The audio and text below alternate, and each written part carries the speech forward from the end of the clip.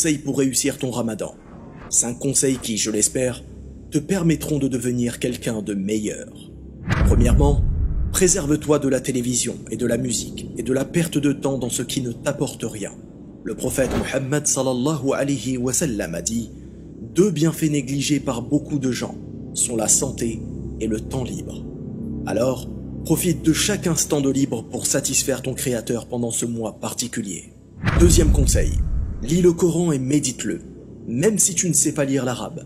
Et si tu ne peux pas le lire, écoute-le seul ou à la maison pour en faire profiter toute ta famille.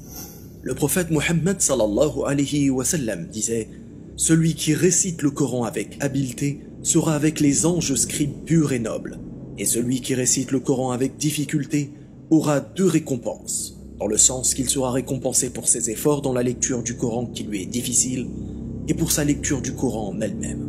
Troisième conseil, sois bienfaisant en rendant visite à ta famille, renoue les liens rompus avec tes voisins, tes amis et tes proches.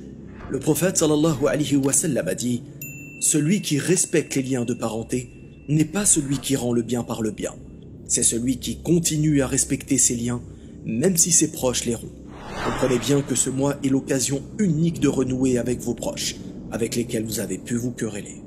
Quatrième conseil, offrir un repas à un jeûneur. Le prophète Muhammad sallallahu alayhi wa sallam a dit « Celui qui donne au jeûneur de quoi rompre son jeûne aura la même récompense que lui, sans pour autant diminuer la récompense du jeûneur. » Il est important de préciser que ce jeûneur n'est pas forcément une personne nécessiteuse. La seule condition est que la personne jeûne, qu'elle soit riche ou pauvre, vieille ou jeune, blanche ou de couleur. Enfin, 5e conseil, approfondis ta religion par la lecture d'un livre sur l'islam ou en écoutant des conférences.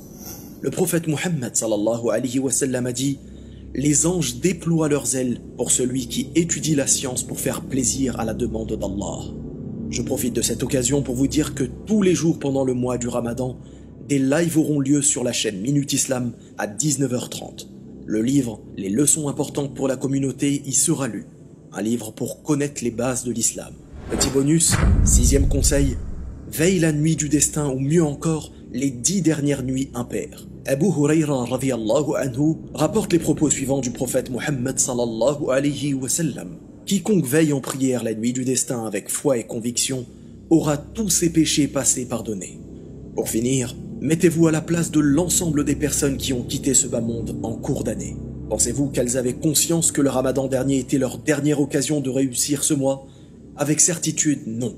Alors, profitez de cette occasion unique pour faire de vous une personne meilleure une fois ce mois terminé. Wallahu a'lam, barakallahu fikum, wassalamu alaykum wa rahmatullah.